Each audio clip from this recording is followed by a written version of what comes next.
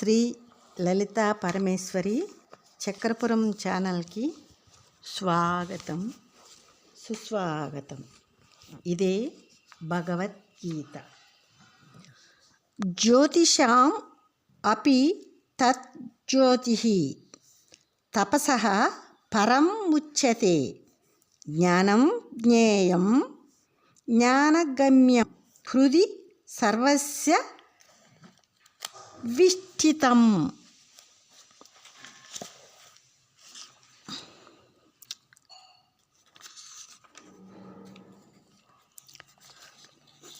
పరబ్రహ్మ జ్యోతులన్నిటికీ కూడా జ్ఞాన ప్రకాశమిచ్చే జ్యోతి అజ్ఞానానికి జగద్భావానికి అతీతమైంది అని చెప్పబడుతుంది అర్జున. ఆ జ్ఞేయమే అమానిత్వం మొదలైన స్వభావాల చేత చెప్పబడిన జ్ఞానం జగత్తునందు జగద్భావమునకు విలక్షణంగా తెలుసుకోవలసింది. అమానిత్వం మొదలైన జ్ఞాన స్వభావాలను సాధన చేస్తూ జగద్భావమును నాశనం చేసుకుని పొందవలసినది. అందరి హృదయమున నిజ ఆత్మభావమున స్థిరంగా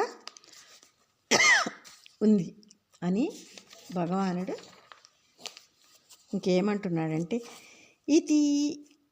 ఇతి క్షేత్రం తథా జ్ఞానం జ్ఞేయం చ ఉక్తం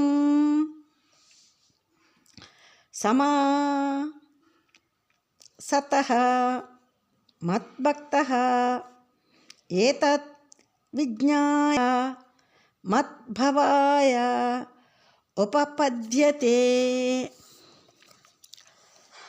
ఇలా క్షేత్రము జ్ఞానము జ్ఞేయమును క్లుప్తంగా చెప్పబడినది. నా భక్తుడు వీటి తత్వాలను తెలుసుకుని నా తత్వాన్ని పొందుటకై అర్హతను పొందుతున్నాడు.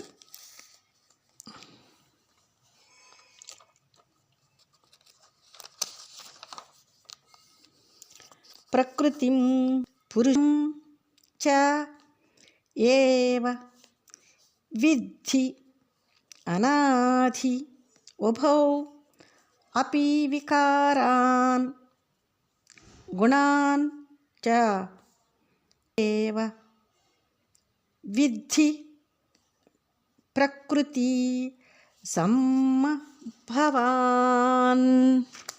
సంభవాన్. ప్రకృతిని పురుషుని జీవుని రెండింటినీ కూడా ఇద్దరినీ కూడా అది తెలియబడిన వారని తెలుసుకో. మార్పులు గుణములను ప్రకృతి వలన కలిగినవి అది కూడా తెలుసుకో అర్జున అని భగవానుడు అంటూ ఉన్నాడు. కార్య కారణ కర్తృత్వే హేతుః ప్రకృతిః ఉచ్యతే. పురుషః సుఖదుఃఖాన్ భోక్తృత్వే హేతుః ఉచ్యతే.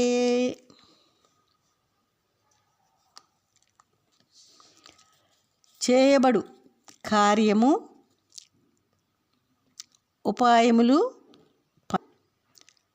కర్తృత్వము చేయుటయందు అపరా ప్రకృతి కారణం అని చెప్పబడించున్నది. సుఖదుఖాది ద్వంద్వాల యొక్క అనుభవించుటయందు పురుషుడు జీవుడు పర స్వరూపుడు కారణమని చెప్పబడుచున్నాడు.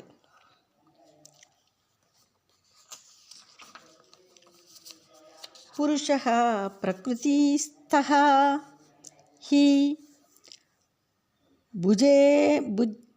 భుజత్క ప్రకృతిజ్ఞాన్ గుణాన్ కారణం గుణ సజగః అస్య సత్ అసత్ యోని జన్మసు.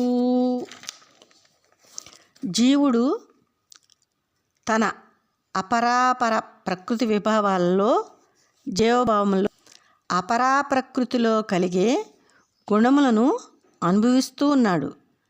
తనవని అనుకుని ద్వంద్వభావాలతో అనుభవిస్తున్నాడు. సత్వ రజ స్తమో గుణములనే త్రిగుణములను ఆరోపించుకుంటూ ఉన్నాడు. ఈ జీవునికి మంచివి చెడ్డవి అనబడే జన్మల యందు నిశ్చయముగా అపరాపర ప్రకృతుల గుణములతోటి సంబంధమే కారణం అర్జున అని భగవానుడు చెప్తూ ఉన్నాడు. ఉపద్రష్ట అనుమంత చ భర్త భోక్త మహా ఈశ్వర పరమాత్మా ఇతి అపి ఇతి చ అపి ఉక్తః దేహే అస్మిన్ పురుషః పరః. ఈ దేహమునందే పరమ పురుషుడు పరమాత్మ క్షేత్రజ్ఞుడు, తన చేష్టలకు సాక్షి, చూసేవాడు, తన చేష్టలను ఆమోదించేవాడు, తన చేష్టలకు కోరికలకు అనుగుణంగా పాలించేవాడు, తన చేష్టలను స్వీకరించేవాడు, తనను దుఃఖములందు శాసిస్తున్నవాడు, తనకు దుఃఖములు కలిగిస్తున్నవాడు, తనను మాయలో ప్రేస్తున్నవాడు పరమాత్మ అని కూడా చెప్పబడుచున్నాడు.